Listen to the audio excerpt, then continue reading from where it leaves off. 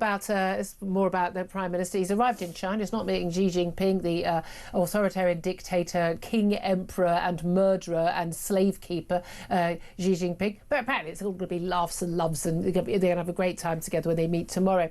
But Keir Starmer is there to try and get a trade deal of some sort, or some trade benefit. He's got a 60-strong delegation, lots of the leaders of some of Britain's biggest companies hoping to do a deal. Let's face it, any deal that's been done with them has already been signed and sealed. They're just going to announce it and make it look like this is a wonderfully successful trip. But can it be a successful trip given the different power dynamic between the two countries?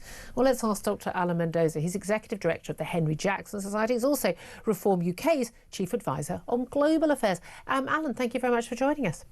Hello, Julia. Thanks for coming on the show today. And we've talked to you many times about lots of different world affairs. But I mean, China's the big one, isn't it? Because, this is the second biggest economy and military in the world. It wants to be the biggest in both. It wants to control not just every single person in China, but every single person in the world. We've got Xi Jinping. He has just ousted his final possible challenger and the senior figure in the military, a childhood friend by all accounts.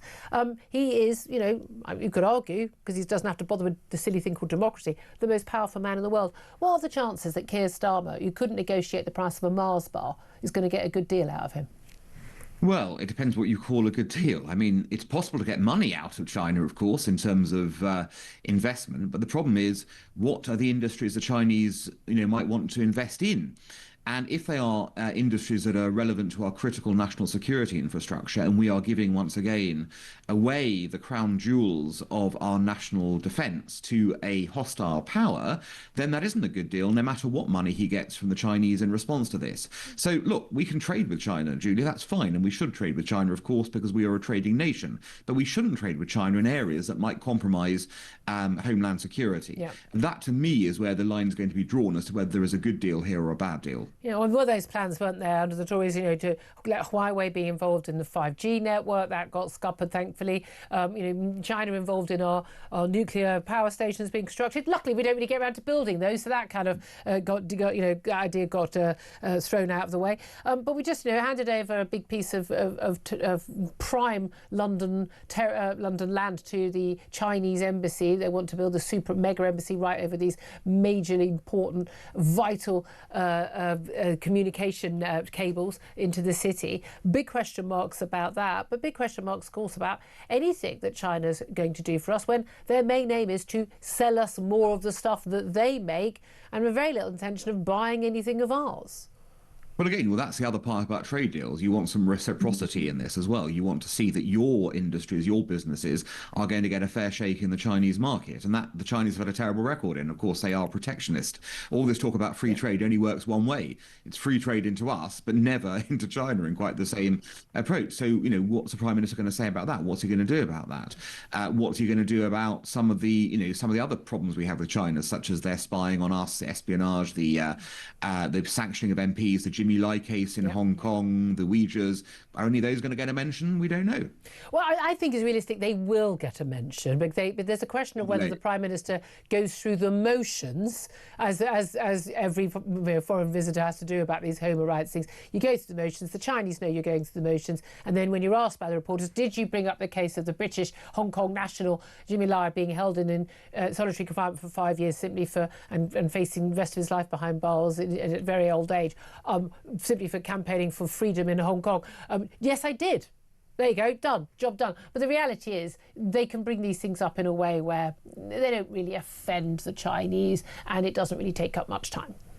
Well, interestingly, the Chinese do get offended by it. That's the funny part of this, that what we regard as formulaic and sort of embarrassing to even say, they get hugely offended by. And I agree with you, it is good that they should be offended. And what really should be happening, of course, is that the Prime Minister doesn't just mention it, but say to the Chinese, what are you going to do about it? Because to that's which part they of our... should reply, what are you going to do about it, Prime Minister? Because the answer is absolutely nothing. Well, if that's the case, then we have a clear understanding of what our relationship with China is. And what the government should be, of course, doing is not claiming it's doing some middle way, which turns out to be, as you've just pointed out, formulaic on one side and then just give us all your cash and we don't care about where you're investing. Say to the Chinese, well, if that's your attitude, we intend to stake out these key areas of our economy where you can't invest in. Sorry, that's just the reality of it. And you can sell us as many T-shirts as you want. We're delighted to buy your T-shirts, as long as they're not produced by Ouija Labour.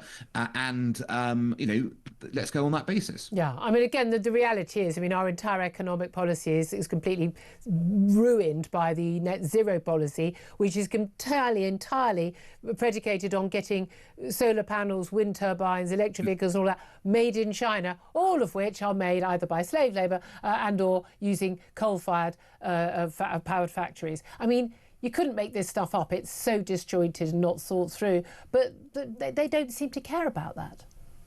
No, and the irony of what you just said, of course, is that they keep on polluting at record levels. So, why are we following this madness where only we are bound by it? We make no difference globally to any sort of real emissions totals. And, as you say, we are essentially just enriching China to keep on polluting and to get key stakes into the energy industry in the UK. It's madness. And, again, that is not a middle way. That is a surrender option. And once again, this government, like the last government, is prioritising more the desperate need for money over sanity in this regard. Yeah, the question mark is over whether or not we're actually going to get a deal that will actually be beneficial to Britain, because let's face it, China's going to make sure it benefits them, and our Prime Minister can't negotiate anything. It's interesting they've taken their burner phones. Liz Truss was on the show a bit earlier. She said, she was International Trade Secretary. She was, former Prime Minister. You always took a burner phone to countries like China and India as well. India, supposedly an ally. Would we just expect that, phones would be hacked and tapped and that was just the norm? I mean, frankly, do we do it as well? We might do it in a slightly different way, but look, it's the job of countries to sort of gain information from their adversaries, as it were. We obviously expect it. What we don't expect, going to their country and being monitored is, I think, a given in terms of how this works. What we don't expect is for them to come here and monitor us here, and that's the big difference. So that is crossing the line in terms of what is normal behaviour for countries to be doing in this area, and suggests that we have a much bigger problem with China than we would have with other countries. No one expects the Chinese Inquisition. Do we expect the Prime Minister as a human rights barrister to have basically spent his entire life working for free, trying to undermine British defences? Because that's basically the accusation that stands against him. This revelation in the Telegraph today that he, alongside his big mate, now Attorney General Lord Hermer, when they were both working as human rights barristers, worked for free, basically on a case, basically against the MOD, basically saying, look, we don't believe that some of the cases against British veterans who served in the Iraq War, when people have been get off, including one guy, literally 2 court cases found innocent in both, we don't believe there's been enough of investigation. We think these cases should be reopened, which led to a avalanche of cases being reopened, and frankly a lot of ambulance chasing lawyers and persecution of veterans who had done nothing wrong. What do you make of this? Well, look, there is this cab rank rule when it comes to the bar, which we have to be careful of, because once you start going, barristers can't take certain cases. But this was pro bono. The cab rank rule doesn't apply when it's pro bono. Yes and no. There are reasons why you might do it. But the bigger question right now is, forget about what they did as human rights lawyers. The bigger question is, now they're in government and can do something about this by passing a law to say we will not have any of these cases going. Why aren't they doing that? Why are they punishing our veterans? Why are they punishing the people who put their blood on the line for this country and did the right thing for this country? Why are they now threatening them, decades potentially after things with this point? They could easily come out and say, here's a law, no more prosecutions, it's done, end of story. Why aren't they doing that? That's a real question to ask. Yeah, I mean, and certainly when it gets to the troubles in Northern Ireland, that was supposed to be the deal as part of the Good Friday Agreement, because the paramilitaries aren't facing future prosecutions.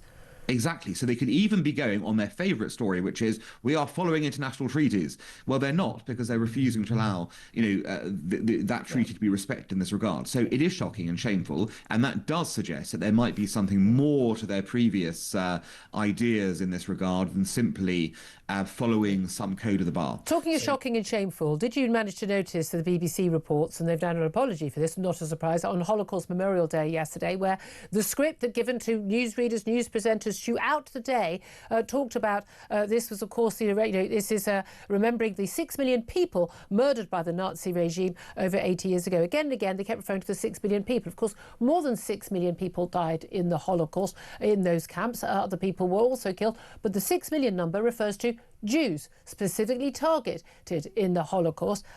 They've been forced to actually issue an apology for that. It was factually incorrect. It was quite a bizarre thing to do, to omit the word Jews from a report on Holocaust Memorial Day. But this stuff doesn't happen by accident. Is this also shocking and shameful by the BBC?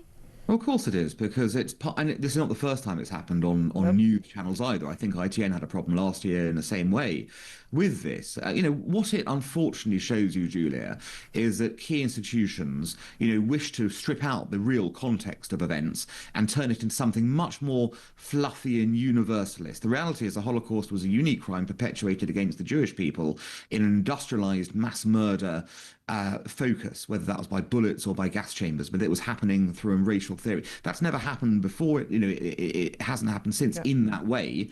And, it's unique as an event. And the uniqueness of it is why Holocaust Memorial Day was originally set up. It wasn't about all Holocausts or all genocides. It was about this particular Holocaust, because there's only one capital H Holocaust and everyone knows it. And to deny that tells you there's a problem again within our institutions that want to somehow cover that up. Absolutely. Yeah, and we're there again, and it's always the BBC. Dr Alan Mendoza from the Henry Jackson Society, also Chief Advisor for the Reform UK Party on Global Affairs. Thank you for joining us. 11:48.